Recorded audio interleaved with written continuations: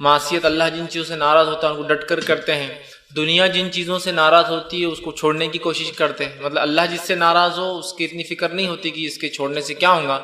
دنیا اگر ناراض ہوتی ہے، حکومت اگر ناراض ہوتی ہے، ڈپارٹمنٹ اگر ناراض ہوتے ہیں، ہے نا، تو پھر ہم اس کے لیے سب کچھ کرتے ہیں۔ جیسا کہ میں یہ چاہتا ہوں کہ انکم ٹیکس میرے اوپر ریٹ نہ ڈالے، تو لہٰذا میں انکم ٹیکس ڈپارٹمنٹ کو وقتاً فوقتاً تمام وہ چیزیں فراہم کرتا رہتا ہوں اور ٹیکس پے کرتا رہتا ہوں، لیکن وہ خوف جو انکم ٹیکس ڈپارٹمنٹ کے تعلق سے دل میں ایک نظر آ رہا ہے، اتنا خوف زکوٰۃ کے معاملے میں نظر نہیں آتا ہے کہ اگر زکوٰۃ نہیں دوں گا تو جو ہے کائنات کا بنانے والا مالک میری پکڑ کرے گا۔ مطلب گویا انکم ٹیکس سے اس لیے ڈر لگتا ہے کہ ڈپارٹمنٹ پکڑ لیں گا، مال پر ہاتھ ڈالیں گا، ہے نا، عزت پر بات آ سکتی ہے، لوگ جب گرفتار ہو کے جائیں گے نہیں پے کرتا تھا، ہے نا۔ لیکن یہی ڈر کبھی اللہ کے معاملے میں نظر نہیں آتا کہ اگر ہم زکوٰۃ برابر نہ دے تو اللہ بارش کو روک دیں گا، اللہ ہمیں جو نقصان پہنچائیں گا، ہماری جان و مال کی حفاظت جو اللہ چھوڑ دیں گا۔ یاد رکھیں، جس مال کی زکوٰۃ دی جاتی ہے اللہ اس کی حفاظت کرتا ہے، تو وہ ڈر نظر نہیں آتا۔ تو میں یہ کہنا چاہ رہا ہوں کہ آج دنیا کے بہت سارے خوف ہمارے دل میں ہیں، آج دنیا کی بہت سارے ڈر ہمارے دل میں ہیں، لیکن جیسا ڈر اللہ سے ہونا چاہیے، جیسا ڈر جہنم سے ہونا چاہیے جو اللہ رب العزت نے بنائی ہے، جیسا ڈر اللہ کے غضب سے ہونا چاہیے کہ کہیں اگر ہم گناہ اور معصیت کے کام زندگی میں نہ چھوڑے تو اللہ غضب کریں گا، اللہ سخت پکڑ کریں گا، اللہ سخت پرسش کریں گا، اللہ جو ہم سے سوال کرنے والا ہے۔ اتنا ڈر نظر نہیں آتا جتنا دنیا کے معاملات میں، ٹیچر کیا سوال کریں گا، ایگزام میں پیپر میں کیا آ جائیں گا، ڈپارٹمنٹ کیا مجھے فلاں کریں گے، اگر یہ کام نہیں کروں گا تو اس کا اثر میں تجارت پر ایسا آئے گا۔ تو ہم دنیا کے سارے ڈر اپنے دل میں لیے ہوئے سوائے اس ڈر کے جو اللہ کا ڈر ہمارے دل میں ہونا، اور یہ بہت اہم چیز ہے یاد رکھیے، خشیت الہی جس کو ہم اللہ کا ڈر، ٹھیک، اس لیے کہ جب یہ نکل جاتا ہے تو انسان بے باک ہو کر گناہ کرتا ہے، اور جب یہ ہوتا ہے تو ہر گناہ سے پہلے اس کو کہیں نہ کہیں دل میں ایک ملامت ہوتی ہے، اور بہت سی بار وہ ملامت، وہ گناہ اس کو آمادہ کرتے ہیں کہ انسان جو ہے نیکی کی طرف جو آئے۔ تو یہ بڑی اہم بات ہے، یاد رکھیے، اس چیز کو سمجھنا یہ وقت کی ضرورت ہے۔ ہم جیسا دیگر چیزوں سے دنیا میں ڈرتے ہیں اس سے کئی گنا زیادہ ہمیں اللہ کا ڈر ہونا چاہیے، اور ایسا ڈر جو ہمیں صحیح سمت میں لے کر چلے، ایسا ڈر جو ہمیں گناہوں سے بچنے میں جو مدد کرے، ایسا ڈر، ایسا خوف، ایسی خشیت اللہ کی کہ جو ہمیں جو ہے معصیت کے کاموں سے روک لی، بڑی اہم چیز ہے۔ نبی اکرم صلی اللہ علیہ وسلم نے ایک حدیث میں بیان کیا تھا کہ 3 لوگوں کے تعلق سے ایک واقعہ تھا جو غار کے اندر چلے گئے تھے اور پتھر ڈھک گیا، تو جب تینوں نے یہ طے کیا کہ اپنی اپنی کوئی نیکی بیان کرے، اس کو وسیلہ بنے اللہ کے پاس تاکہ اللہ اس مصیبت کو دور کرے، اس میں سے ایک شخص نے یہ بات کہی کہ اللہ، میں نے، اس کے رشتے میں وہ بہن تھی، چاہے شاید اس کی ممیری بہن یا چچیری بہن تھی، میں نے یہ خسر، ایک بری نیت ڈالی اپنے بہن پر، اور جب ایک بار جو ہے مشکل اور پریشانی کی حالت آئے اور وہ میرے پاس آئی مجھ سے مانگنے کے لیے، تو میں نے کہا کہ اگر تو میرے ساتھ منہ کالا کریں گی تو میں جو ہے تجھے یہ پیسہ دے دوں گا۔ وہ بیچاری مجبور تھی، اللہ وہ راضی ہوگی میرے اس عمل پر، اور جب میں اس کے ساتھ منہ کالا کرنے کے لیے اس کے قریب بڑھا تو اس عورت نے مجھ سے کہا، جو کہ رشتے کی اس کی بہن تھی، اے اللہ کے بندے، اللہ سے ڈر۔ اور یہ الفاظ اس کے سنتے ہی جو ہے اللہ وہ کہتا ہے میں گھبرا گیا، اور صرف تیرے خاطر میں نے، حالانکہ کوئی دیکھنے والا نہیں تھا، میں نے اس گناہ کو ترک کر دیا، اللہ رب العزت نے اس مصیبت کو ان لوگوں سے دور کر دیا۔ تو یہاں دیکھیے اس خاتون کا اس شخص کو یہ کہنا، اے اللہ کے بندے، اللہ سے ڈر، اور اس شخص کا اس سے ڈر جانا اور اس گناہ کو چھوڑ دینا۔ تو میں بھی یہی کہنا چاہ رہا تھا کہ ہمارا اللہ سے ڈر، خوف الہی ایک دم صحیح سمت میں ہو، جو ہمیں آمادہ کرے، جو ہمیں مجبور کرے کہ جو ہے ہم گناہوں سے بچے، جو ہمیں آمادہ کرے کہ ہم جن چیزوں سے اللہ ناراض ہوتا ہے ان سے بچے، جو ہمیں آمادہ کرے کہ ہم منکر سے، برے کاموں سے اپنے نفس کو روکے، اور اللہ کا ڈر ہمیں آمادہ کرے، ہمیں آگے بڑھائے کہ ہم نیکی کرے، ہم ایسے کام کریں جو جہنم سے بچاتے ہیں اور جنت میں لے جاتے ہیں۔ ہم جو ہے ہر بار جو امر بالمعروف، اچھائی کا حکم لوگوں کو دے، خود بھی نیکی کرے اور دوسروں کو اس کا حکم دے۔ تو ہمیں یہ بہت ضرورت ہے کہ ہم جو اللہ کے ڈر کو، خشیت الہی کو اپنے دل میں ڈالیں۔ اللہ رب العزت جو ہے ہماری سخت پکڑ کرنے والا ہے۔ اور ایمان کے تعلق سے نبی اکرم صلی اللہ علیہ وسلم اس حدیث کو یاد کیا، اس میں آپ نے فرمایا ایمان خوف اور امید کے بیچ میں، ایمان ڈر اور امید کے بیچ میں، ایمان جو ہے ڈر اور امید، خوف اور امید کے بیچ میں، ایمان دونوں کے بیچ میں ہوتا ہے، ایک طرف خوف ایک طرف امید ہے۔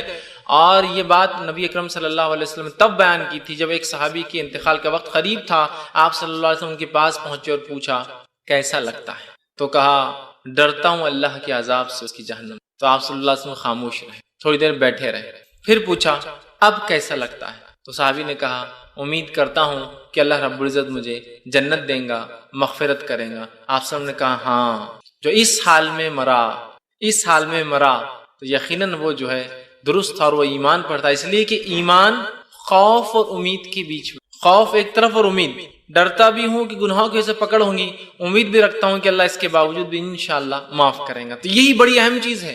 لیکن یہ بات یاد رکھیے، ایمان صرف امید کے ساتھ جڑا نہیں، خوف اور امید کے بیچ کا حصہ ہے وہ۔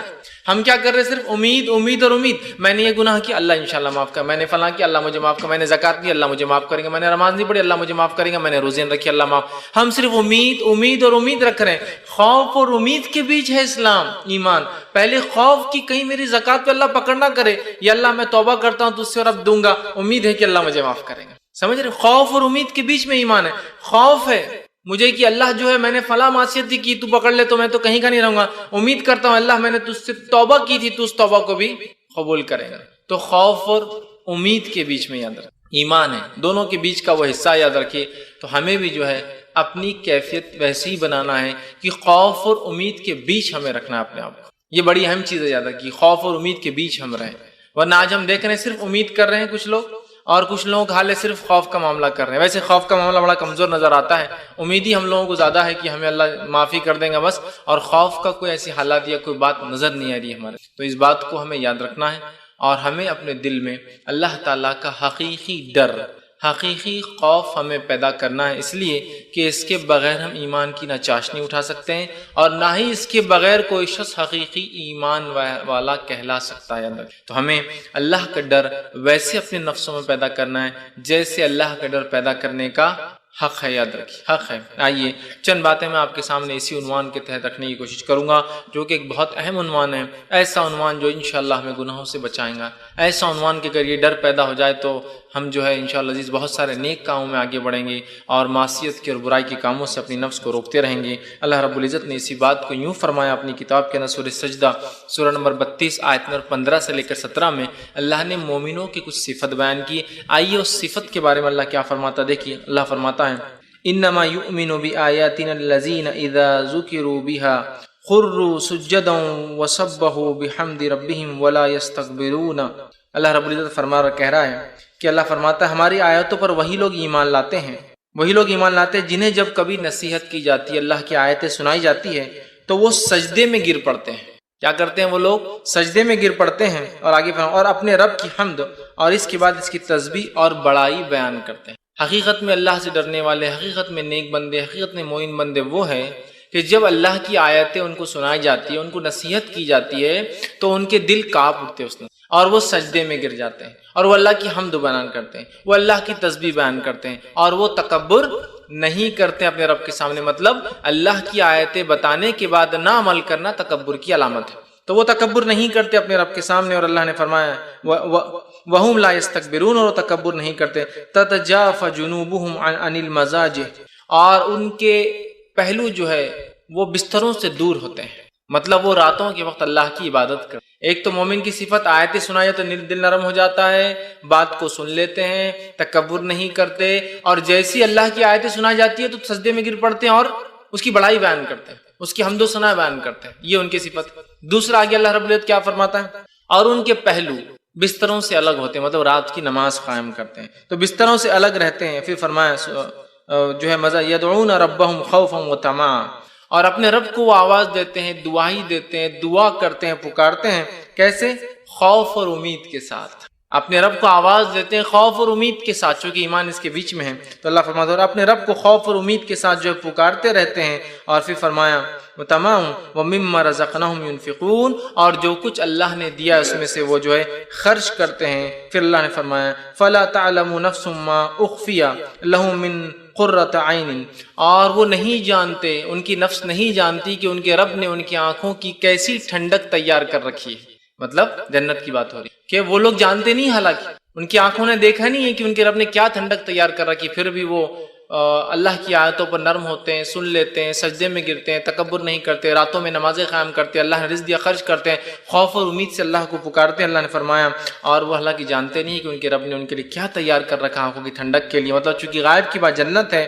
جزاء بما كانوا يعملون، یہ بدلہ ہوگا ان لوگوں کا جو دنیا میں وہ کیا کرتے تھے۔ تو یہاں مومنوں کی جب صفت گنوائی تو ایک صفت گنوائی خوف، کہ وہ خوف کے ساتھ اپنے رب کو آواز دے پکارتے ہیں، خوف اور امید کے ساتھ اپنے رب کو پکارتے ہیں۔ ٹھیک، تو ہمیں بھی اس بات کو سمجھنا ہے کہ اللہ کا ڈر، خشیت الہی ایک بڑی اہم چیز ہے، اور اپنی نفسوں میں ہمیں پیدا کرنا ہے، اپنی اولاد کی تربیت اس پر کرنا ہے، اپنے آپ کو اس کے لیے تیار کرنا ہے، ورنہ اگر یہ پارٹ، یہ حصہ نکل گیا تو جس بے باکی سے آج دنیا کی محبت کا اظہار کرتے ہیں، دنیا کے پیچھے بھاگ رہے ہیں، وہ کبھی ختم ہونے والی یاد رکھیے۔ جب تک کہ ایک انسان اللہ کا ڈر حقیقی معنوں میں اپنے دل میں نہ ڈال لے، جیسے کہ صحابہ، تابعین، تبع تابعین کی ہم زندگی دیکھیں، سلف صالحین کی، حقیقت میں وہ اپنے رب سے ڈرنے والے تھے اور خوف اور امید کے ساتھ اپنی زندگی جیتے تھے۔ آج افسوس کی بات ہے، ہم صرف امید امید امید اور امید کے ساتھ جی رہے ہیں، جبکہ خوف اور امید دونوں کے بیچ میں ایمان ہے۔ خالی امید کے ساتھ ایمان جڑا نہیں ہے، خوف بھی ہو امید بھی ہو، اس دونوں کے بیچ میں ایمان ہے۔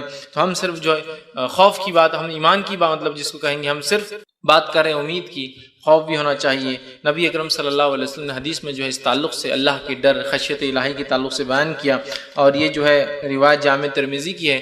آپ صلی اللہ علیہ وسلم نے فرمایا اور کہا، اللہ سے ڈرنے والوں کے تعلق سے حدیث ہے، اور یہ حدیث قدسی ہے۔ آپ نے فرمایا اور کہا، اخرج من النار من ذکرنی یوما او خافنی فی مقام۔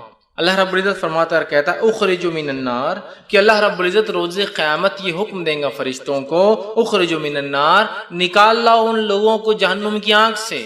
حدیث قدسی مطلب، حدیث قدسی وہ حدیث ہوتی ہے جس میں اللہ کے رسول صلی اللہ علیہ وسلم سیدھا اللہ سے بیان کرتے ہیں، تمہارا رب بیان کرتا، اللہ نے بیان کیا۔ تو اللہ کیا بیان کر رہا ہے سنیے، کہ اللہ تعالیٰ روز قیامت حکم دیں گا کہ آگ میں سے نکال لاؤ فرشتوں، کن لوگوں کو؟ من النار ذکرنی یومن، جس نے مجھے یاد کیا ہو کبھی کسی دن، مطلب سچے دل سے۔ یاد تو ہم روز ہی کرتے ہیں اللہ کو، لیکن سچے دل سے نہیں۔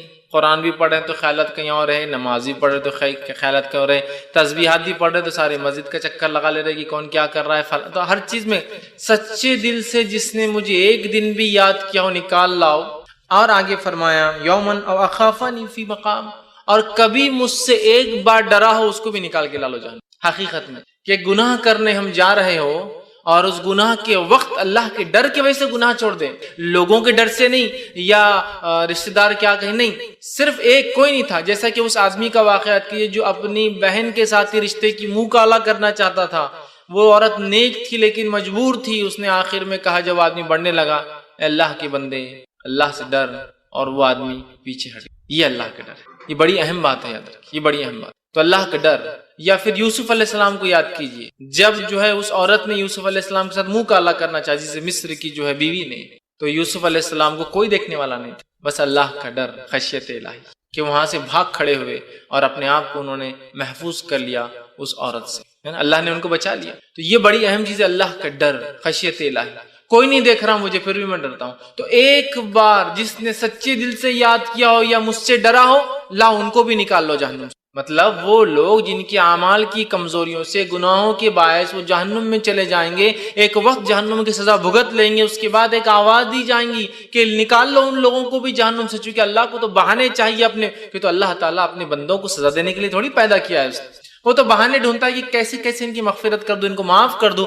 تو آواز لگا جائیں گی، نکال لو جن لوگوں نے مجھے کبھی یاد کیا ہو، اور نکال لو ایسے انسان کو جس نے جو ہے میرے سے کبھی ڈرا ہو، اس کو نکال کے لاؤ۔ تو دیکھیے اللہ کا ڈر کتنی اہم چیز، اور یہ حدیث قدسی تھی۔ اسی طرح ابن حبان، صحیح ابن حبان کی ایک اور روایت ہے، اور یہ بھی حدیث قدسی ہے۔ اللہ کے ڈر کے تعلق سے اتنی ساری باتیں قرآن حدیث میں آتی ہے، اس کو جمع کرنا ہی ممکن نہیں۔ یہ بھی حدیث قدسی ہے، دیکھیے آپ کیا فرماتے ہیں، اور یہ صحیح ابن حبان کی روایت ہے، خشیت الہی کا اس میں دیکھیے کیسا معاملہ ہے، اور اللہ کے رسول صلی اللہ علیہ وسلم فرماتے ہیں، اللہ فرماتا ہے، کیا فرماتا ہے، غور سے سنیے۔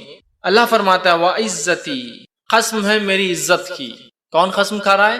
اللہ تعالیٰ اپنی عزت کی قسم کھا رہا ہے، جو سب سے زیادہ باعزت ذات ہے، اور وہی ذات ہے جس سے تمام لوگوں کو عزت اور شرف دنیا میں ملتا ہے نا۔ ہم دنیا میں عزت کے الگ الگ پیمانے بناتے، کوئی مالداری، حسب، نسب، خاندان، عزت کے وہ پیمانے نہیں، پیمانہ یہ ہے کہ اللہ جس کو عزت دیتے بس وہی عزت والا ہے۔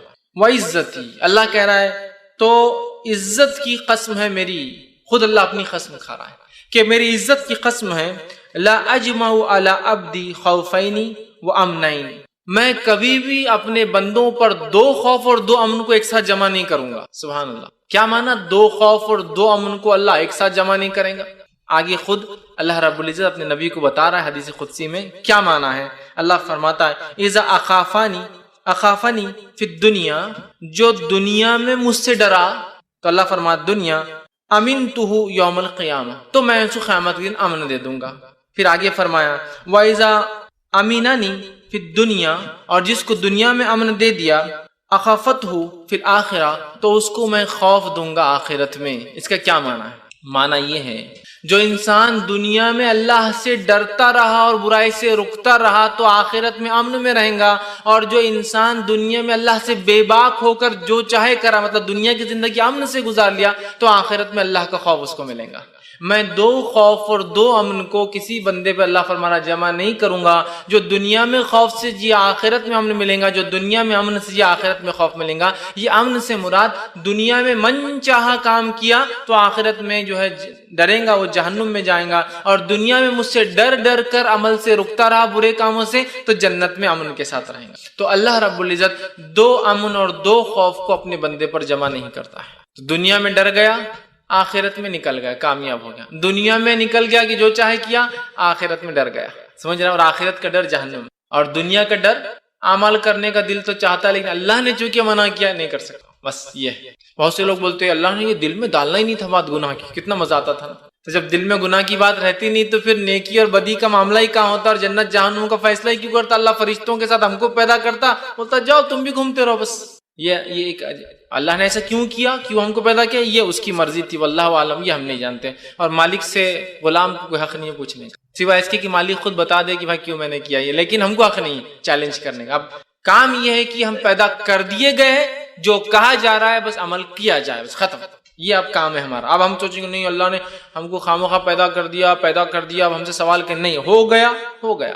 اب جو بتایا جا رہا ہے وہ کرنا ہے، کیوں کیا وہ بعد میں اللہ تعالیٰ کا فضل ہوگا ہم پہ رحم کی بتا دے، نہ بھی بتائے تو اس کی مرضی۔ سمجھ رہا بات؟ تو پیدا کر دیا، اب کام کرنا ہے ہم کو، اچھے نیکی کرنا ہے، یاد رکھیے۔ تو یہاں دیکھیے کہ اللہ تعالیٰ نے جس کو دنیا میں جس نے خوف کھایا تو ہم دیکھیے خشیت الہی کی اہمیت، آخرت میں امن میں رہ گیا۔ اور دنیا میں جس نے موج مستی کر لی، منمانی کر لی، دنیا کی زندگی گزار لی اس کے مطابق اچھی، تو آخرت میں اس کو بہت ڈرنا پڑے گا اپنے رب سے۔ تو دو خوف اور دو امن کبھی جمع نہیں کرتا اللہ تعالیٰ ایک بندے پر۔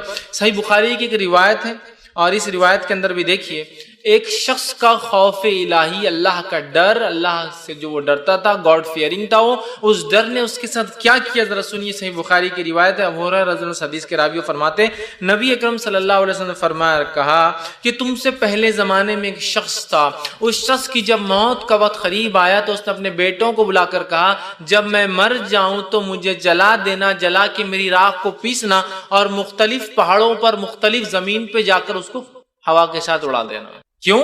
تو آگے وہ کہتا ہے جلا دینا اور میری راکھ پیس کر ہوا میں اڑا دینا، اللہ کی قسم اس نے مجھ پر اگر گرفت کی تو مجھے سخت سزا دیں گا، اور ایسی سزا کہ کسی کو اس نے نہیں دی ہوں گی۔ بیٹوں سے کیوں کہا اس نے مجھے جلا کے اڑا دینا؟ کہ اللہ کی قسم میں نے اتنے گناہ کیے زندگی میں کہ اللہ میری مرتے ہی گرفت کریں گا، اور ایسی سخت گرفت کریں گا میرے گناہوں کی وجہ سے کہ جیسی گرفت اس نے کسی کی آج تک کی ہی نہیں ہوں گی۔ مطلب وہ انسان بہت زیادہ گناہ کر چکا تھا، اور اس کا اللہ سے جو ڈر تھا اس گناہوں کی وجہ سے، اس ڈر نے اسے مجبور کیا کہ اپنے بیٹوں کو ایسی وصیت کرے۔ اس کے بیٹوں نے چونکہ اس نے وصیت کی تھی، وہ مر گیا، اسے جلایا، اس کی راکھ کو پیسا اور الگ الگ جگہ پہ اڑا دیا۔ اللہ رب العزت نے جو ہے فوراً حکم دیا زمین کو، اور ایک حکم سے وہ آدمی جمع ہو کے اللہ کے سامنے کھڑا ہو گیا۔ اب اللہ نے اسے سوال کیا، میرے بندے کیوں کر کے آیا تھا ایسی وصیت دنیا میں کہ مجھے جلا دینا، جلا کے اڑا دینا الگ الگ جگہ، کیوں کر کے آیا تھا ایسی وصیت؟ تو وہ جو ہے حکم دے تو وہ جمع ہو گیا، وہ شخص زندہ تیار ہو گیا۔ اللہ نے پوچھا، اللہ نے اسے فرمایا تجھے کس چیز نے ایسا کرنے پر آمادہ کیا؟ تو اس نے کہا اللہ تیرے خوف نے، میرے گناہ اتنے زیادہ تھے دنیا میں کہ تیرا ڈر مجھے لگا کہ میرے رب کے سامنے کیا جواب دوں گا، رسوا ہو جاؤں گا نا اللہ کے سامنے، تو میں کیا جواب دوں گا، تیرے ڈر نے مجھے یہ مجبور کیا۔ اللہ رب العزت اس کے اس ڈر سے اتنا خوش ہوا کہ اسے بخش دیا اور مغفرت کر۔ خوف الہی اتنی بڑی چیز کہ یہ گناہ گار انسان کے گناہ بھی بخشے جا سکتے ہیں اگر حقیقی اللہ کا ڈر ہو۔ یہ نہیں کہ بس نماز ہوئی، نماز کے بعد کچھ تو بھی کرے، توبہ توبہ توبہ۔ بہت سے لوگ کرتے ہیں بس چلو اب گناہ ہو گئے معاف، لیکن پھر نماز سے نکلے وہی نیت کے ساتھ کہ اگلے کو دھوکہ کیسا دوں۔ حج کو گئے، توبہ توبہ توبہ توبہ، اب کوئی گناہ نہیں، لیکن حج اس لیے کر کے آیا کہ پرانا اکاؤنٹ کلیئر ہو جائے، اب نئے سے سرے سے جرم کروں۔ سمجھ رہے؟ ہم لوگوں کا مزاج یہ بن چکا ہے، نہیں اس شخص نے گناہ کیے تھے، جانتا تھا اللہ کی پکڑ ہے، جانتا تھا اس کی جہنم ہے، اس کی پکڑ بہت سخت ہے، اس ڈر نے اسے مجبور کیا کہ اس نے حکم اور وصیت دی مجھے جلا دو۔ اللہ رب العزت کے لیے کیا ناممکن تھا، اس نے حکم دیا، مٹی نے اسے اٹھا کے کھڑا کر دیا، وہ زندہ اللہ کے سامنے کھڑا ہو گیا۔ اللہ نے سوال کیا کہ کس چیز نے تجھے مجبور کیا تھا کہ تو یہ کہے؟ تو کہا اللہ تیرا ڈر۔ اس شخص کو گناہ تو کیے تھے لیکن اپنے رب سے حقیقی ڈر تھا کہ میرا رب میری گرفت کرنے والا ہے، میرا رب میری پکڑ کرنے والا۔ تو اس ڈر نے اسے مجبور کیا اور رب العزت نے اس ڈر کو اتنا پسند کیا۔ اللہ پسند کرتا ہے جو بندے اس سے ڈرتے ہیں، توبہ کرتے ہیں، کہ اس نے معاف کر دیا۔ اللہ کا ڈر سے مراد یہ ہے کہ ہم گناہوں سے بچیں، نیکیوں کی طرف آمادہ ہو، اچھے کام کرے، برائی سے اپنی نفس کو روکے۔ یہ بات یاد رکھیے، نہیں تو اللہ کا ڈر بولے تو بس کچھ تو بھی آپ ڈر سمجھ رہے، توبہ کر رہے پھر معاملہ نہیں، حقیقی ڈر۔ تو اس شخص کو حقیقی ڈر تھا اپنے گناہوں کی وجہ سے کہ میں جہنم میں نہ جاؤں۔ اللہ رب العزت نے اس کو جو ہے معاف کر دیا اس کے ڈر کی وجہ سے۔ تو اللہ کا ڈر بڑی اہم چیز ہے۔ آئیے اسی طرح جو اللہ کے ڈر کی اس حدیث سے معلوم ہوتا ہے کہ اللہ کتنا معاف کرنے والا ہے، کہ اگر اس سے کوئی ڈرا تو وہ معاف کرتا ہے۔ اور اللہ تعالیٰ کے عرش کے سائے کے نیچے کون کھڑے ہوں گے؟ ان کھڑے ہونے والوں میں سے بھی ایک شخص وہی ہے جو اللہ سے ڈرتا تھا۔ حدیث صحیح بخاری کی، اور آپ صلی اللہ علیہ وسلم نے فرمایا کہ سبعۃ یظلھم اللہ فی ظلہ یوم لا ظل الا ظلہ، کہ 7 لوگ ایسے ہیں جو اس روز سائے میں ہوں گے جس روز کی اللہ کے سائے کے علاوہ کوئی سایہ نہیں ہوگا۔ 7 لوگ، 7 پیپل، مطلب 7 وہ لوگ جو اللہ کے سائے کے نیچے ہوں گے اس روز جس روز اللہ کے سائے کے علاوہ کوئی سایہ نہیں ہوگا۔ پہلا کون ہے؟ انصاف کرنے والا بادشاہ۔ پہلا شخص جو اللہ کے سائے میں روز قیامت ہوں گا وہ انصاف پسند حکمراں، بادشاہ، خلیفہ، لیڈر یا جج جو ذمہ دار ہو لوگوں کے اندر فیصلہ کرنے، انصاف پسند پہلا انسان۔ دوسرا فرمایا اور کہا اس جوان کو جو شروع جوانی سے اللہ کی عبادت کرتا رہا ہو، ایسا نوجوان جس کی جوانی کی ابتدا سے جوانی کی انتہا تک وہ اللہ کی عبادت کرتا رہا ہو، مطلب اس کا جوانی کا فیز سٹارٹ سے اینڈ تک وہ اللہ کی عبادت میں گزرا ہو۔ اور انسان جوان ہوتا ہے 10 سال سے، بالغ ہو جاتا ہے نا 10 سال کے اسلام میں، اس لیے عبادتیں فرض ہو جاتی ہیں۔ 10 سال سے شروع ہوتا ہے تو کم و بیش یہ عمر کا جو ہے 30، 33 یا 35 سال تک یہ چلتا ہے۔ کہ سب سے حدیث میں الفاظ ہے نا، انسان جنت میں اس حالت میں جائیں گا جو دنیا میں سب سے خوبصورت تھا، اور وہ اپنے عمر کے مرحلے میں 30 سے 33 کے بیچ کی عمر ہوگی، مطلب 30 سے 33 کی عمر اس کی ایسی عمر ہوتی ہے جس عمر میں سب زیادہ طاقتور ہوتا ہے، اور اس کے بعد پھر ڈھلان شروع ہو جاتی ہے، 33 بیماریاں یہ وہ ڈھلتے جاتا ہے۔ تو اسی لیے میں بھی کہہ رہا ہوں کہ 10 سے لے کر کم بیش 30، 33، 35 تک یہ پیریڈ ہے، یہ جوانی کہلائیں گا، جو کہ آپ دیکھیے 25 سال کا کم و بیش مرحلہ ہو رہا ہے۔ تو جس کی ابتدا جوانی کی کیسے ہوئی؟ جس کی جوانی کی ابتدا ہوئی عبادت میں، اور جس کی جوانی کی انتہا مطلب اس نے اپنی ساری جوانی کو اللہ کی عبادت میں گزارا، ایسا بھی انسان جنت میں ہوگا۔ یہ بڑی اہم چیز ہے۔ اور آج افسوس کی بات ہے ہم نوجوان اپنی زندگیوں کو کیا کرتے ہیں؟ گناہ اور معصیت میں گزارتے ہیں۔ دیکھیے آپ کالج لائف، اسکول لائف کے ایک مرحلے سے آدمی جب ہائر اسکول میں آتا ہے وہ جوان ہو جاتا ہے، 8th اسٹینڈرڈ، وہاں سے لے کر اپنے زندگی پورے کالج لائف، ہمارے نکاح اور ہماری عمر کے 30-35 سال تک ہم صرف معصیت اور گناہ کے کام کریں اللہ، اور اس کے بعد پھر توبہ توبہ توبہ توبہ توبہ، جب عمر ڈھلنے لگی، بیماریاں لا کے لپٹ گئی، اور جس میں ساتھ دینا چھوڑ دیا، سماج نے ساتھ دینا چھوڑ دیا، مال کمانے کی طاقت نہیں رہی، تو پھر توبہ چالو ہو گئی اور اللہ سے بس گڑ گڑا رہے ہیں، دعائیں کریں۔ تو جس نوجوان کی جوانی اللہ کی عبادت میں گزریں گی، دوسرا وہ شخص ہے۔ تیسرا وہ شخص ہے جو شخص جس کے دل مسجد میں لٹکا ہوتا تھا، کہ ایک نماز پڑھتا ہے تو دوسری نماز تک اس کا دل لٹکا ہوا ہوتا ہے بیچ میں، کی کیا ہو رہا ہوگا، کہ میں لیٹ نہ ہو جاؤں، کہ مجھ سے نماز نہ چھوٹ جائے، کہ تاخیر نہ ہو جائے، کہ جماعت نہ مجھ سے چھوٹ جائے، کہ رکعتیں نہ مجھ سے، اس کا دل مسجد میں اٹکا ہوا ہوتا ہے۔ تیسرا شخص وہ ہے۔ چوتھا شخص وہ ہے، وہ آدمی جس نے اللہ کے لیے دوستی کی ہو اور زندگی بھر دوست رہا ہو، اور اس کی جدائی تک اس دوست سے اس کی دوستی مطلب جمع بھی ہوا اللہ کے لیے اور جدا بھی ہوا اللہ کے لیے، مطلب 2 لوگ جو ملتے ہیں اللہ کے لیے اور جدا ہوتے ہیں اللہ کے لیے۔ تو ایک معنی یہ کہ دنیا میں اگر ملے بھی تو اللہ کے لیے، اگر الگ بھی ہو رہے تو اللہ کے لیے۔ ایک معنی یہ کہ ملنے سے ختم ہونے تک اللہ کے لیے ساتھ رہے، مطلب شروعات بھی دوستی کی اللہ کے لیے بھی، اور مر بھی گئے، ٹوٹنے تک اللہ کے لیے ہی دوستی رہی۔ یہ ایک معنی ہے، رہے ساتھ بھی تو اللہ کے لیے، جدا ہو بھی تو اللہ کے لیے۔ آج ایسی دوستی ہم کہاں دیکھتے ہیں؟ ہم رہے ہیں ساتھ کسی کے معصیت اور گناہوں کے لیے، معصیت گناہ چھوڑ دیو تو ہم دوستی بھی چھوڑ دیتے ہیں۔ سب سے زیادہ دوست اچھے کون ہے؟ جو پیسہ خرچ کرتا ہے، حرام کاری کروا رہا ہے، فلاں، یہ بہت اچھا دوست، ارے یار وہ بند کر دیا تو اپن نے جانا چھوڑ دیا اس کو، ہے نا۔ تو یہ آدمی، اس کے بعد آپ فرماتے ہیں پانچواں وہ مرد جس کو ایک مرتبے والی خوبصورت عورت منہ کالا کرنے کے لیے بلائے اور وہ کہے میں اللہ سے ڈرتا ہوں۔ کیوں کہا مرتبے والی خوبصورت عورت؟ اس لیے ایک چیز تو اس کے مرتبے کی وجہ سے ڈر نہیں ہے کہ راز فاش ہوگا. اسٹرانگ لیڈی ہے نا, بہت اس کا مقام ہے, سمجھ, تو راز فاش ہونا ممکن نہیں ہوتا. چھوٹے موٹے لوگوں کے راز جلدی فاش ہوتے, بڑے لوگوں کے راز فاش نہیں ہوتے. ایک تو مرتبہ ہونے کی وجہ سے وہ کیس دبا سکتی ہے, آسانی سے معاملات کو مٹا سکتی ہے, اس کا مرتبہ ہے نا. دوسرا نہ صرف مرتبہ ہے, وہ خوبصورت بھی ہے, اس میں ایک اٹریکٹیو پارٹ بھی ہے. ایک ڈر تو یہ کہ دنیاوی مشکل ہٹ جائیں گے اگر پکڑے بھی گئے تو, چونکہ وہ ایک بہت اونچے اثر رکھنے والی لیڈی ہے. دوسرا خوبصورت بھی ہے. اثر رکھنے والی خوبصورت عورت بلائے اور وہ کہے میں اللہ سے ڈرتا ہوں, اس لیے کوئی بدصورت عورت بلائے تو انسان ویسے بھی جاتا نہیں. اثر وسر نہیں تو اس کو کوئی اٹریکشن, سمجھ رہے آپ, تو خوبصورت بھی ہے, اثر رکھتی ہے اور بلا رہی ہے, اور یہ تب کہہ رہا ہے, حالانکہ ڈر نہیں, دنیا کا ڈر نہیں, میں اللہ سے ڈرتا ہوں. اس کے بعد آپ فرماتے ہیں چھٹا وہ جس نے اکیلے جو ہے تنہائی میں چھپا کر صدقہ دیا ہو, ایسا صدقہ دیا ہو کہ ایک ہاتھ سے دیا ہو تو دوسرے ہاتھ کو نہ پتا, سیدھے ہاتھ سے دیا ہو تو الٹے ہاتھ کو نہ پتا. ایسا خاموشی میں اس نے ڈونیشن دیا, صدقہ دیا, چندہ دیا, عطیات دیتا تھا کہ ایک ہاتھ سے دیا تو دوسرے ہاتھ کو پتا نہیں. اس کا یہ ہرگز معنی نہیں کہ ایک ہاتھ چھپا کر دینا ہے. معنی یہ ہے کہ اس نے جب دیا تو کوئی شہرت نہیں چاہی, کوئی نام نہیں چاہا, کوئی ریاکاری نہیں تھی, کوئی نہیں چاہتا تھا کہ وہ سلام کرے جھک کر کہ مجھے زکوٰۃ چندے صدقات دیتے ہیں, کچھ دے دیا, معاملہ ختم ہو گیا. اور ساتواں وہ انسان عرش کے سائے میں ہوگا. آپ سے فرماتے ہیں اور کہتے ہیں وہ شخص جس نے اکیلے میں تنہائی میں اللہ کو یاد کیا ہو اور اس یاد کرنے سے اس کی دونوں آنکھیں بہہ پڑی ہو, دونوں آنکھوں سے آنسو نکلا ہو. 7 لوگ جو اللہ کے سائے میں ہوں گے جس دن کوئی سائے نہ ہوگا.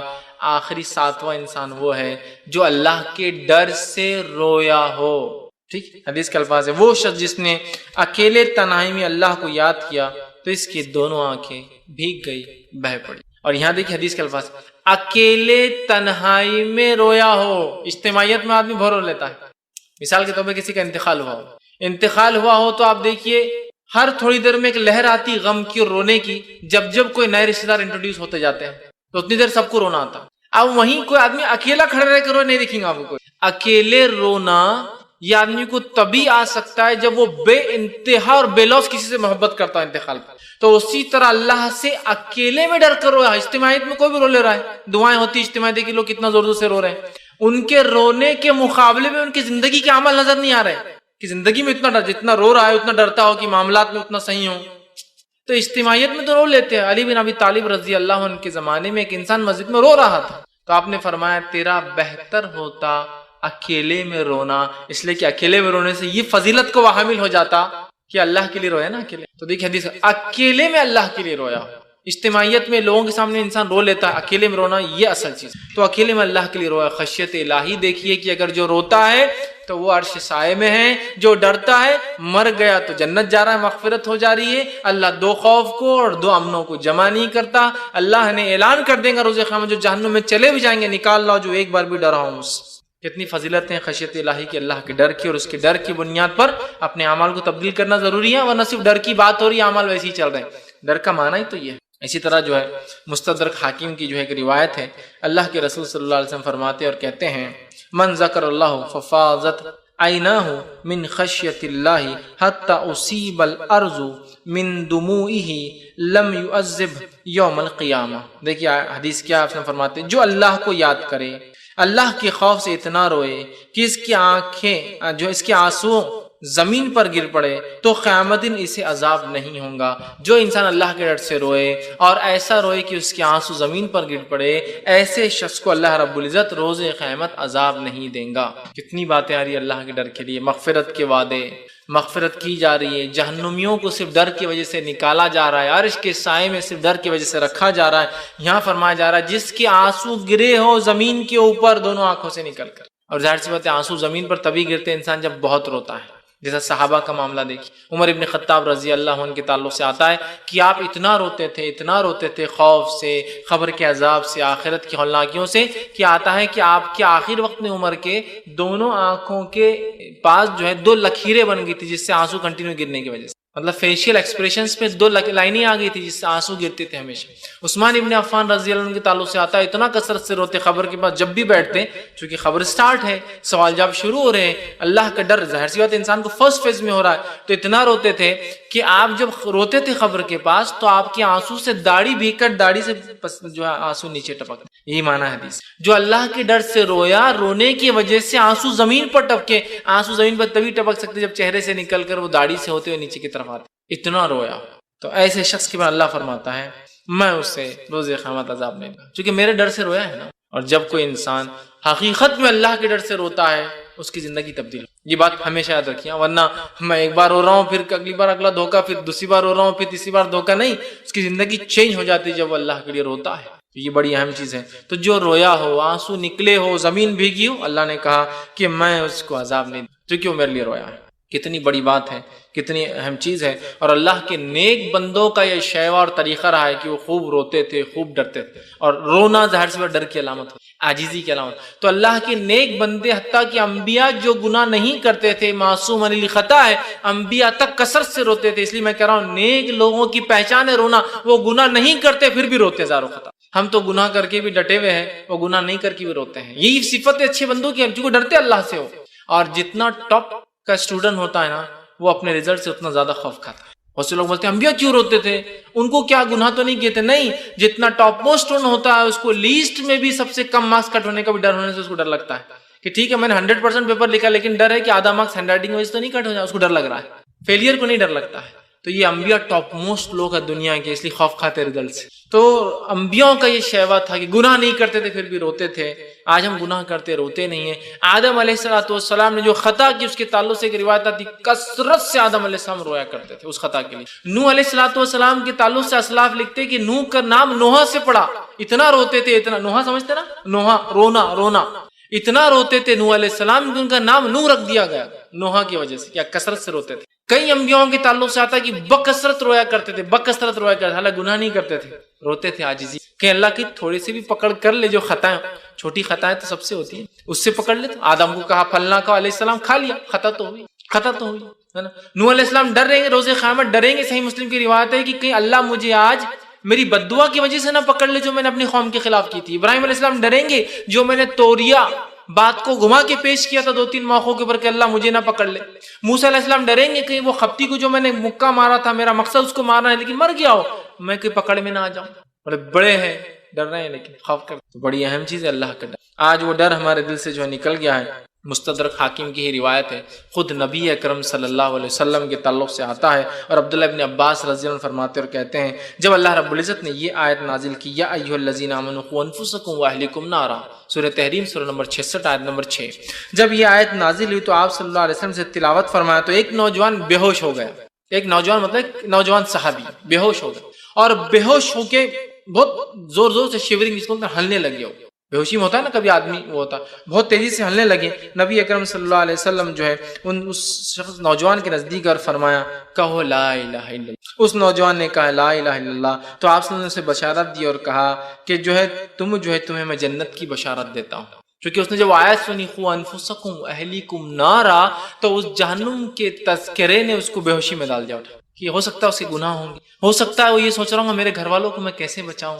وہ بے ہوش ہو گیا. تو صحابہ نے کہ اللہ کے رسول یہ بشارت جو آپ نے ابھی دی جنت کی، کیا اس کے لیے ہے ہمارے لیے بھی ہے؟ اس کو کیوں دی؟ تو آپ نے کہا صرف اس نوجوان کے لیے. تو کہا ہم نے کیا کیا جو ہمیں بشارت نہیں ہے؟ تو اللہ کے رسول صلی اللہ علیہ وسلم نے فرمایا یہ اس کے لیے مخصوص ہے، اس لیے کہ ذالک لمن خاف مقامی وخاف وعید. قرآن کی آیت آپ نے پڑھ کے سنا رکھا، اس لیے کہ یہ اپنے رب کے سامنے کھڑے ہونے سے اور خشیت الہی سے گر پڑا، ڈر گیا نا.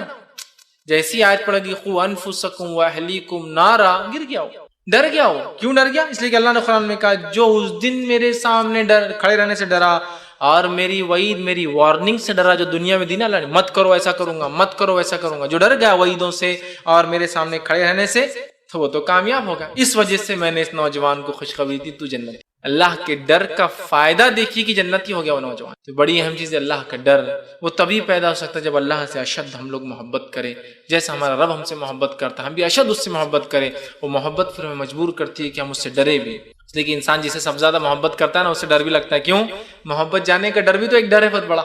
بڑی اہم چیز ہے، یاد رکھیے، بڑی اہم چیز. بہرحال تو یہاں مستد جو ہے جو حاکم کی روایت میں ہم دیکھتے ہیں نبی اکرم صلی اللہ علیہ وسلم نے اس نوجوان کو جو ہے خوشخبری سنائی. ابو داؤد کی روایت ہے جو ہے نبی اکرم صلی اللہ علیہ وسلم کی خوف کا جو کیفیت خوف کی ہوتی تھی وہ یہ تھی کہ ایک صحابی فرماتے ہیں کہ آپ صلی اللہ علیہ وسلم، ابو داؤد کی روایت ہے کہ آپ صلی اللہ علیہ وسلم جب نماز پڑھتے ہیں تو نماز میں آپ کو دیکھا گیا کہ آپ نماز میں جو ہے اتنا روتے، اتنی عاجزی کرتے اللہ کی کہ آپ کے سینے سے جو رونے کی آواز آتی ہے ایسا لگتا تھا کوئی چکی چل رہی ہے یا ہنڈیا کے اندر کوئی چیز ابل رہی ہے. ہانڈی میں کوئی ابلتی نا، بلبلے آ کے پھٹتے ہیں، چیزیں الٹتی اندر کی، سبزی وغیرہ آواز ہوتی. تو آپ صلی اللہ علیہ وسلم سجدے میں ہوتے اور اتنا آپ خشیت سے آپ روتے کہ آپ کی وہ آواز لگتا کوئی چکی پیسی جا رہی ہے نا. جب آدمی سسکی لے کے روکتا ہے نا ہلو سے تاکہ کوئی سنے نا، تو چکی پیسنے ایسی آواز. اور جب زیادہ روتا ہے اس کی کیفیت بڑھ جاتی ہے تو ہانڈی میں ابلنے کی.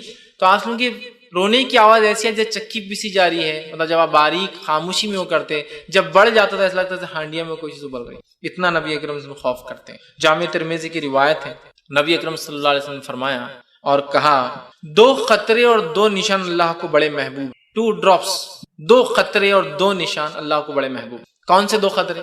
پہلا وہ قطرہ جو انسان جو ہے خوف سے اللہ کی آنکھوں سے بہاتا ہے. پہلا کون سا خطرہ؟ آنسو کا خطرہ جو انسان خوف سے اللہ کی بہاتا ہے، اللہ کو محبوب. اور دوسرا وہ خطرہ جو میدان جہاد میں انسان زخم کھا کر خون کا گرتا ہے. 2 خطرے، 2 ڈراپ جس کو بولتے. ایک آنکھ سے جو نکلتا ہے اللہ کو پسند ہے، محبوب خطرہ ہے. دوسرا جسم جب کٹتا ہے، چھٹتا ہے، گولی لگتی ہے، تیر لگتا ہے، کچھ بھی ہوتا ہے جنگ کے میدان میں، جہاد میں، اللہ کی راہ میں حق کے لیے کوشش کرنے میں، یہ 2 خطرے اللہ کو پسند ہے. اور 2 نشان، ایک نشان وہ جو اللہ کی راہ میں زخم کھایا ہو، جہاد کیا لیکن انتخاب مطلب شہید نہیں ہوا لیکن زخم تو کھایا ہے بہت. ایک وہ نشان جو زخم جو اللہ کی راہ میں کھایا ہو، حق کے لیے کھایا ہو. اور دوسرا وہ نشان جو اللہ کی عبادت کرنے کی وجہ سے اس کے سر پر یا ہاتھوں پہ آ جاتے، کبھی گٹے آتے. انسان جب عبادت کرتا ہے، رف چادروں پر بیٹھتا ہے، عبادت کرتا ہے تو گٹھے آ جاتے. کبھی سر پر آتا ہے، پیر کے کونے پر آتا ہے، جو پیر آپ سجدے قیام کے اندر مطلب قاعدے میں نیچے رکھتے ہیں تو انسانی جس میں نشان بن جاتے، گٹھے بن جاتے. تو آپ نے فرمایا پہلا وہ نشان جو جہاد کے میدان میں زخم کا ہوتا ہے، دوسرا وہ نشان جو انسان عبادت کرنے کی وجہ سے گٹھے آ جاتے ہیں اس کو، چاہے وہ سر پر ہو چاہے وہ پیر پر ہو، جو بیٹھنے سے آتے ہیں.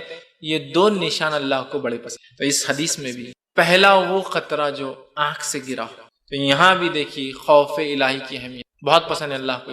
اتنا پسند ہے کہ مغفرت کر دیتا اللہ، اس کی معاف کر دیتا. ایک بار بھی کیا ہوں اور گناہ گار جہنم میں جائیں گے. لیکن یاد رکھیے توحید پرست ہونا تمام چیزیں، توحید نہیں ہے تو پھر یہ تمام یہ جو ایک قطرہ بھی بایا ہو یہ سب کچھ کام نہیں آنے والا ہے. زندگی بھر بھی روتے رہو تو کام نہیں. توحید کے بعد ہمارے بہت سارے لوگ خوف الہی کا ایسا اظہار کرتے ہیں کہ دیکھ کر رشک ہوتا ہے، لیکن ان کی جب عقیدے کو دیکھتے ہیں تو وہ شرک کرتے ہیں. تو یہ شرک کرنے کی بنیاد پہ تھوڑی خوف الہی فائدہ دینے والا. توحید پرست ہونا شرط ہے. بہرحال دیکھیے آپ یہ خطرہ اللہ کو، یہ خطرے بہت، جس میں یہ بھی آتا ہے سلف صالحین، صحابہ، تابعین، تابع تابعین اس قدر اللہ کا خوف رکھتے تھے کہ دنیا کی ساری چیزیں ان سے خوف رکھتی تھی. یہ فائدہ انہوں نے اٹھایا. ہمارے صحابہ سلف صالحین اتنا جو ہے اللہ کا ڈر رکھتے تھے کہ دنیا کی ساری چیزیں ان سے ڈرتی تھی. اور آج ہم جو ہے اللہ کا اتنا خوف ڈر نہیں رکھتے، اس کی وجہ سے دنیا کی ہر چیز سے ہم کو ڈر لگتا ہے. ہر چیز سے ڈر لگتا ہے نا. یہاں تک کہ آج تو یہ حالت ہے، اللہ رحم کرے، کہ فون بھی آ تو اٹھانے کو ڈر لگتا ہے. کبھی کبھار پتہ نہیں فون آ رہا، اب یہ جو ملک سے آ رہا وہ ملک سے ہمارے تعلقات اچھے نہیں ہیں، اب پتہ نہیں میرے ساتھ کیا ہوتا. اپنے رشتہ داروں کو بھی کوئی آدمی فون لگاتا تو اپنے موبائل سے لگاتا، باہر جا کے STD سے لگاتا. نہیں وہ میرا.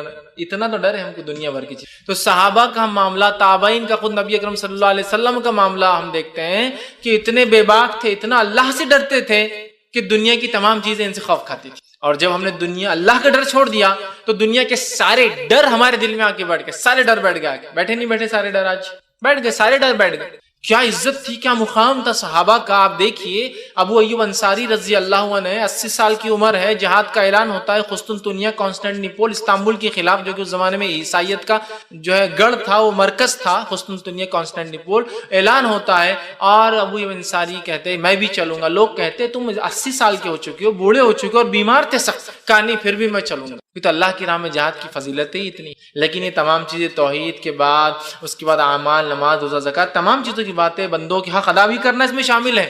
ورنہ گھر ماں بیمار پڑی اور آپ بول رہے چلو، اللہ نہیں ہوتا. آپ کے پاس ایک شخص آیا کہ اللہ کے رسول مجھے اجازت دیجیے، مجھے جانا ہے آپ کے ساتھ جہاد میں. کہا تیری ماں ہے؟ تو کہا جا خدمت کر، پہلے بعد میں دیکھ. تو بہرحال ان کا جذبہ دیکھی. کہا مجھے چلنا ہے. کہا چلیے. جب چلے تو محاصرہ کیا گیا، قلعے کو گھیر لیا گیا. جنگ کوئی کامیاب نہیں ہوئی، دشمن نے اپنے آپ کو بند کر لیا. قسطنطنیہ دنیا کا سب سے محفوظ قلعہ تھا پڑاؤ ڈالا گیا، 3 مہینے کے قریب پڑاؤ ڈالا گیا. ابو انصاری نے وصیت کی اور بیماری بڑھتی گئی. وصیت کی کہ مر جاؤں تو یہیں دفنا دینا، لے کے نہیں جانا، تاکہ روز قیامت یہاں سے اٹھوں اور گواہ رہوں کہ اللہ تیری راہ میں نکلا تھا جہاد. ٹھیک ہے، وصیت مانی گئی. آپ وہیں انتقال کر گئے. آپ کا انتقال ہوا، جس خیمے میں تھے اسی خیمے کے اندر آپ کی قبر بنا دی گئی، جو کہ قلعے کی دیوار سے بڑی قریب تھی. مطلب دشمن کے تیر نہ آئے، اس سے دور کا فاصلہ ہوگا، قریب لیکن بہت قریب. آج بھی آپ دیکھیے وہ قلعے کی دیوار سے بہت قریب ہے ان کی قبر، آج بھی آپ دیکھ سکتے ہیں نیٹ کے اوپر. تو بہرحال دفنا دیا گیا. جب دفنا دیا گیا تو دفنانے کے بعد جو ہے مسلمان تو چلے گئے. اب وہاں کے گورنر نے، مسلمان گورنر کو خط لکھا اور کہا کہ اب تمہارے رسول کے ساتھی کی خبر کو ہم کھودیں گے، کھود کے اس کی ہڈیوں کے ساتھ کھلواڑ کریں گے تاکہ تم ذلیل ہو. سمجھ رہے آپ؟ مطلب اس نے ایک جسارت کی بات کی، کیا نہیں تھا لیکن دیکھیے لکھا تھا صرف کہ اب ہم ابو ایوب انصاری رضی اللہ عنہ خبر کھودیں گے، ہڈیوں کو نکال کے بے حرمتی کریں گے تاکہ تم کو تکلیف پہنچے. اور انسان کو یقیناً تکلیف پہنچتی کوئی یہ خبر دے کہ اس کی کسی رشتہ دار کو دفنائے بعد نکالا گیا کھود کر، اور صحابی رسول کے ساتھ یہ سلوک ہو تو ظاہر سی بات ہے پورے امت کے لیے تکلیف کی بات ہے.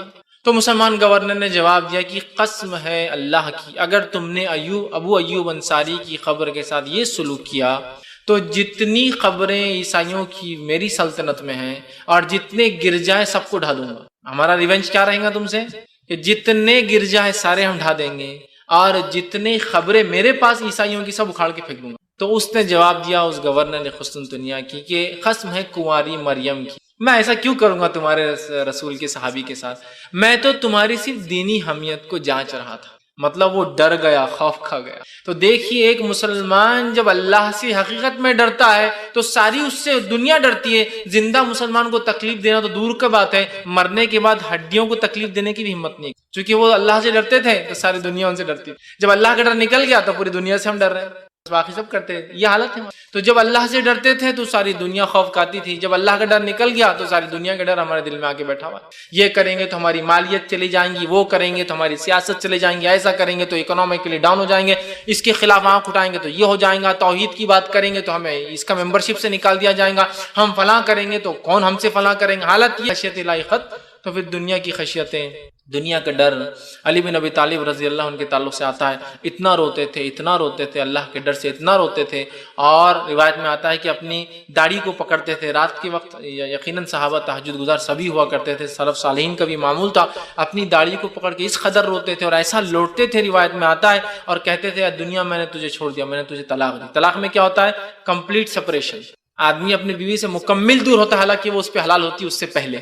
تو کہتے تھے میں نے تجھے طلاق دی، تو جا کر کسی اور کو اپنے جھانسے میں ڈال، مجھے جھانسے میں مت ڈال. اتنا اللہ سے ڈرتے تھے. اور دنیا کہیں حاوی نہ ہو جائے، دنیا کہیں سوار نہ ہو جائے، دنیا کے چکر میں آ کے اعمال نہ چھوڑ دوں، دنیا کے پیچھے پڑھ کر کہیں میں دنیا کو ترجیح نہ دے دوں. اتنا خوف کھاتے کہ دنیا سے کہتے کہ میں نے تجھے طلاق دی، چھوڑ دی، جا کسی اور کا پلہ پکڑ، کسی اور کو وہ کر، میرے دامن کو چھوڑ. یہ صحابہ کا معاملہ تھا، انبیاؤں کا یہ معاملہ تھا. تو جب وہ اللہ سے ڈرتے تھے ساری دنیا ان سے ڈرتی تھی. عمر ابن خطاب رضی اللہ عنہ کیا شخصیت ہے، کیا کارنامے ہیں. 10 سال کی آپ کی خلافت ہے. کبھی آپ پڑھے ان کا کردار، ان کی سیرت، ان کے کارنامے، ان کی حکومت، ان کی سلطنت، ان کا جو ہے حکومت کرنے کا طور طریقہ دنیا کے لیے مثال ہے، مثال عمر رضی اللہ عنہ. تو عمر ابن خطاب جس کی مالی حالت یہ ہے کہ جب گورنر بنے، بہت مالدار انسان تھے، لیکن خلیفہ بننے کے بعد سب کچھ لگا دیا اللہ کیا. جب خلیفہ بنے تو حالت یہ ہو گئی کہ مسجد نبوی میں سو رہے ہیں ایک مرتبہ اور کپڑے پر پیول لگے ہیں. اور ایک روایت میں آتا کہ چمڑے کے 10 سے 11 پیون تھے عمر کے کپڑے کے اوپر، جو کہ مسلمان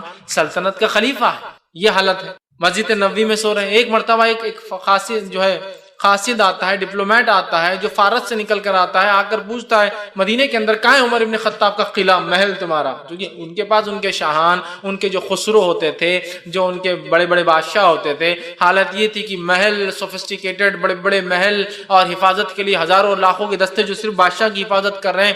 بادشاہ سلامت کا تخت یہ حال ہے، سونے اور چاندی کا یہ حال ہے. اور خسرو جو بادشاہ ہوا کرتے تھے، جو فارس کے پرشین جو کنگز تھے، وہ 50 جو ہے کلو کا تو صرف تاج جس کے اندر قیمتی نگ اور وہ ہوتے تھے وہ سر پر پہنتے تھے. اور چونکہ پہن نہیں سکتے تھے 50 کلو کا کیسے آدمی سر پر اٹھائیں گا، تو تاج ان کا اوپر چھت سے لٹکا ہوتا تھا، سر اندر ڈال کے بیٹھ جاتے تھے. تاج لٹکا ہوا ہوتا تھا تخت کے اوپر، یہ اندر جانے کے بعد تاج کو سر میں لے لیتے تھے، وہ اوپر لٹکا ہوا ہے. اتنی مال و دولت کی 50 کلو سے سر پہ پہنا ہوا تاکہ بتائیں.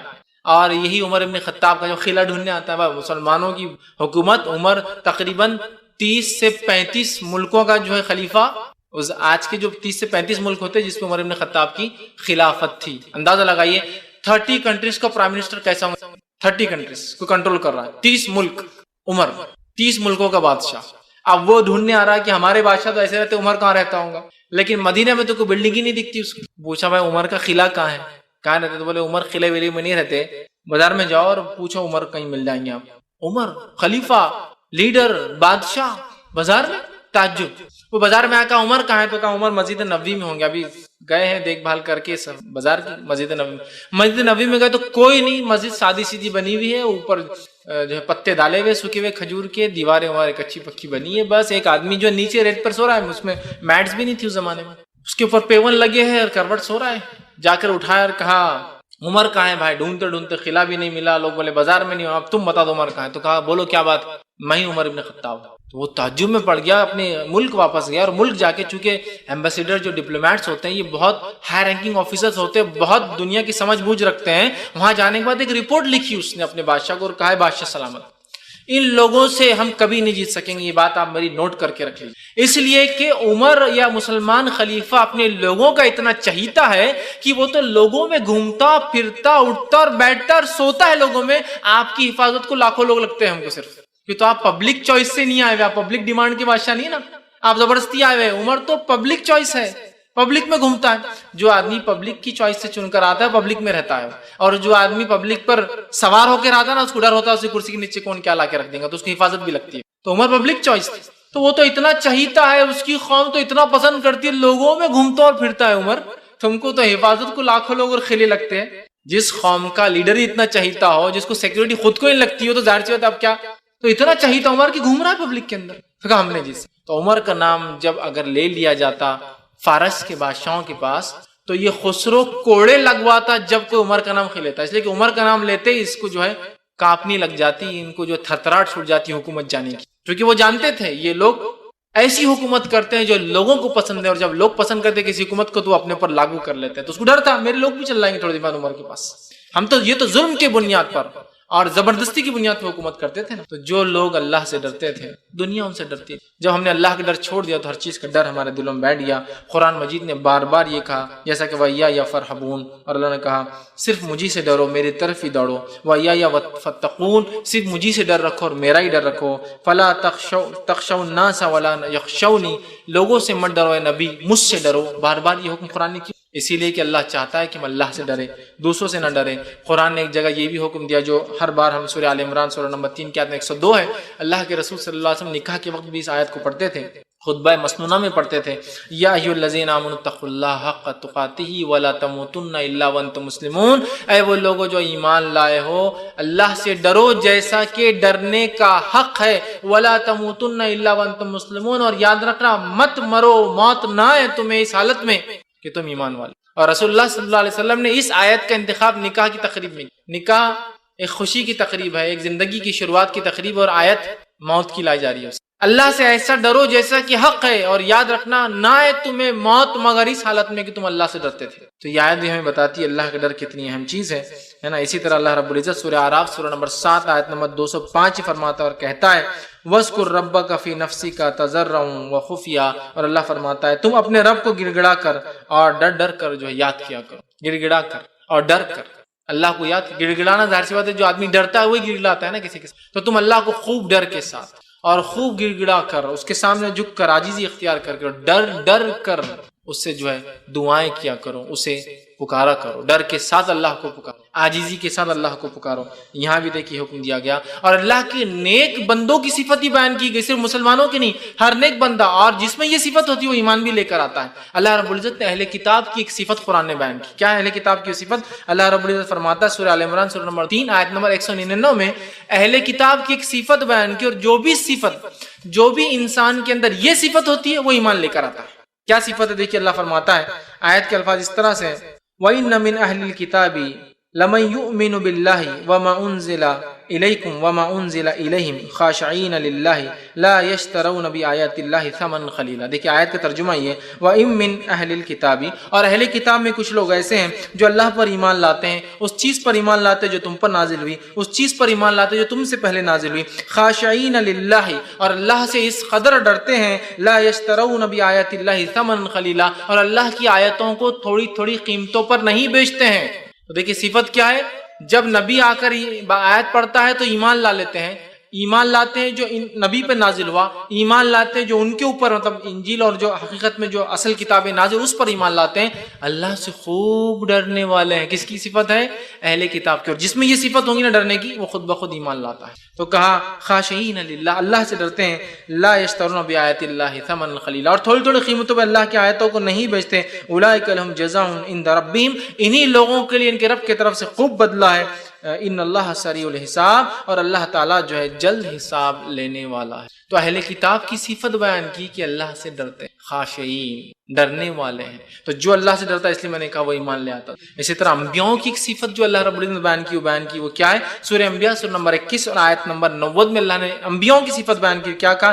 انہم کانوا یسارعون فی الخیرات ویدعوننا رغبا ورہبانا وکانوا لنا خاشعین۔ دیکھیے آیت کیا ہے، یہ نبی سب نیک کاموں میں جلدی کرتے تھے، یہ انبیاءوں کی صفت کا، انہم کانوا یسارعون فی الخیرات، خیر کے کاموں میں یہ انبیاء جو ہے جلدی کرتے تھے۔ اور پھر ان کی ایک صفت کیا تھی؟ خیر، یدعوننا رغبا ورہبا، اللہ نے فرمایا اور ہماری مہربانیوں کی امید اور عذابوں کے خوف سے ہم کو پکارتے تھے۔ امید اور خوف کے ساتھ رہتے تھے انبیاء، اللہ کو پکارتے تھے امید کے ساتھ اور ڈرتے تھے اس سے، اور فرمایا ڈرتے تھے، ہمارے لیے عاجزی کرنے والے تھے، اور یہ بہت عاجز۔ تو یہاں لفظ دیکھیے، کانوا خاشعین، بہت ڈرتے تھے۔